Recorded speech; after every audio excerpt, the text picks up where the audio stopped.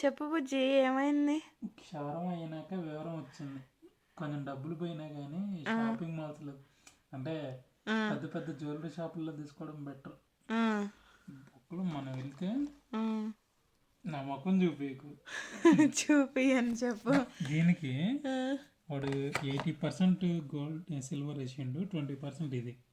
Rate తగ్గిరా అంటే రూపాయి తగ్గినండు. అదే మరి.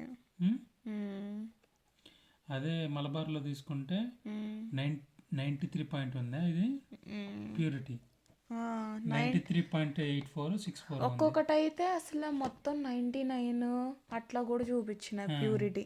ఇంత ప్యూరిటీ ఉంది.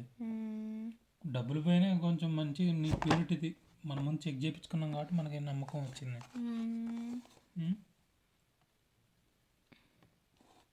ఈ విగ్రహం కోసం అసలు ఇదంతా మొదలైంది. ఈ విగ్రహం అనేది లేకపోతే నేను అసలు మొదట్లోనే తీసుకొని ఉంటే నేను ఇంత టెన్షన్, ఇన్ని నిద్రలేని రాత్రులు. ఒక్క వెంకటేశ్వర స్వామి కోసం వెళ్ళి ఎన్ని కొనుక్కొచ్చాం. అది కూడా 30-40 పెట్టి కాడ 1,00,000 అట్లా పెట్టి కొనుక్కున్నాం ఇవన్నీ. నన్నే అంటారు అందరూ. ఏమంటారు? అబ్బా నువ్వు ఏమన్నా కావాలని నాకు పొక్క పెట్టాలని చేయలేదు కదా బుజ్జి.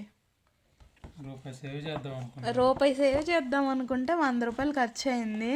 ఇట్స్ ఓకే, కభీ కభీ హోతా హై. ఇదంతా లెర్నింగ్. మనం ఇంకా ఫస్ట్ స్టేజ్ ఆఫ్ లైఫ్లోనే ఉన్నాం. పెళ్ళై 6 నెలలు అయింది అంతే, 7 నెలలు. It's okay.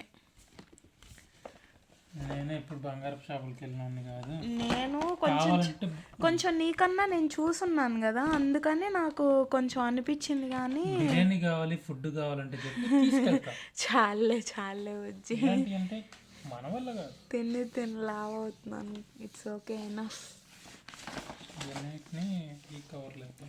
షీలోన్ తోడిది కూడా బాగానే వచ్చింది కదా క్వాలిటీ. అది కూడా 92 ఉందా లేకపోతే ఇంకెక్కువ ఉందా?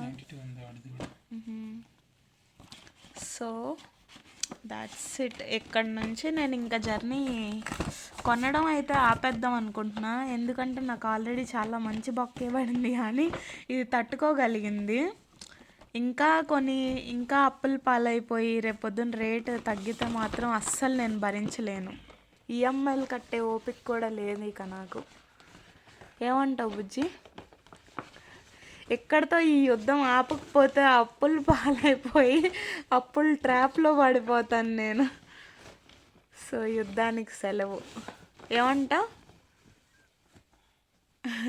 Are you happy? ఇంకా ఆపేసానుగా యుద్ధం. ఏ బుజ్జి?